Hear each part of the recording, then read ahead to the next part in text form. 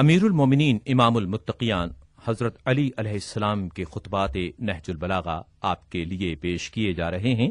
امیر المومنین علیہ السلام نہج البلاغہ کے خطبہ نمبر 197 میں ارشاد فرماتے ہیں،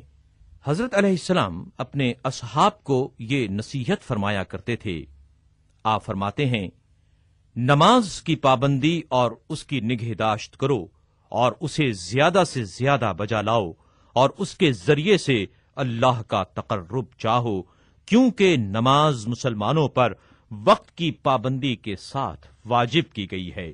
کیا قرآن میں دوزخیوں کے جواب کو تم نے نہیں سنا کہ جب ان سے پوچھا جائے گا کہ کون سی چیز تمہیں دوزخ کی طرف کھینچ لائی ہے تو وہ کہیں گے کہ ہم نمازی نہ تھے۔ بلا شبہ نماز گناہوں کو جھاڑ کر اس طرح الگ کر دیتی ہے جس طرح درخت سے پتے جھڑتے ہیں، اور انہیں اس طرح الگ کرتی ہے جس طرح چوپاؤں کی گردنوں سے پھندے کھول کر انہیں رہا کیا جاتا ہے۔ رسول اللہ صلی اللہ علیہ وآلہ وسلم نے نماز کو اس گرم چشمے سے تشبیہ دی ہے جو کسی شخص کے گھر کے دروازے پر ہو اور وہ اس میں دن رات 5 مرتبہ غسل کرے، تو کیا امید کی جا سکتی ہے کہ اس کے جسم پر کوئی میل رہ جائے گا؟ نماز کا حق تو وہی مردان با خدا پہچانتے ہیں کہ جنہیں متاع دنیا کی سج دھج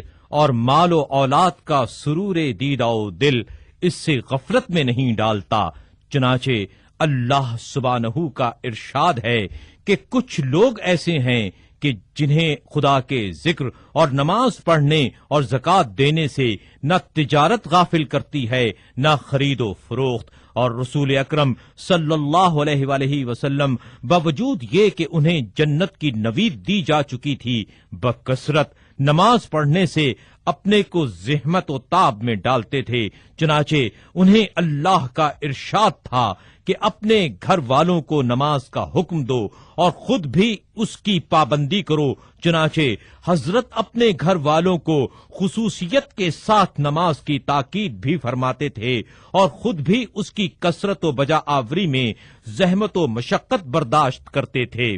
پھر مسلمانوں کے لیے نماز کے ساتھ زکوٰۃ کو بھی تقرب خدا کا ذریعہ قرار دے دیا گیا ہے، تو جو شخص اسے برضا و رغبت ادا کرے گا اس کے لیے یہ گناہوں کا کفارہ اور دوزخ سے آڑ اور بچاؤ ہے۔ دیکھو، ادا کرنے کے بعد کوئی شخص اس کا خیال تک دل میں نہ لائے اور نہ اس پر زیادہ ہائے وائے مچائے، کیونکہ جو شخص دلی لگن کے بغیر زکوٰۃ دے کر اس سے بہتر چیز کے لیے چشم براہ رہتا ہے، وہ سنت سے بے خبر، اجر کے اعتبار سے نقصان اٹھانے والا، غلط کار اور دائمی پریشانی و ندامت میں گرفتار ہے۔ پھر امانت کا ادا کرنا ہے، جو اپنے کو امانت کا اہل نہ بنا سکے وہ ناکام و نامراد ہے۔ اس امانت کو مضبوط آسمانوں، پھیلی ہوئی زمینوں اور لمبے چوڑے گڑے ہوئے پہاڑوں پر پیش کیا گیا،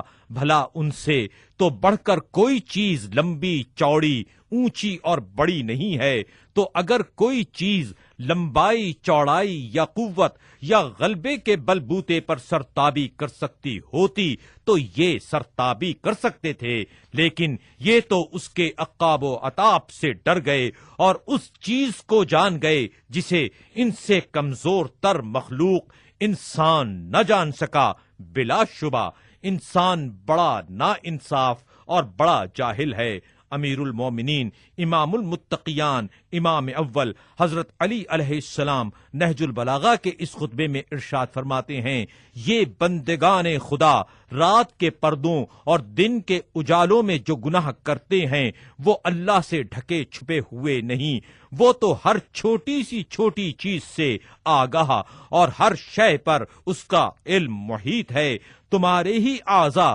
اس کے سامنے گواہ بن کر پیش ہوں گے اور تمہارے ہی ہاتھ پاؤں اس کے لاؤ لشکر ہیں اور تمہارے ہی قلب و ضمیر اس کے جاسوس ہیں اور تمہاری تنہائیوں کے عشرت کدے اس کی نظروں کے سامنے ہیں۔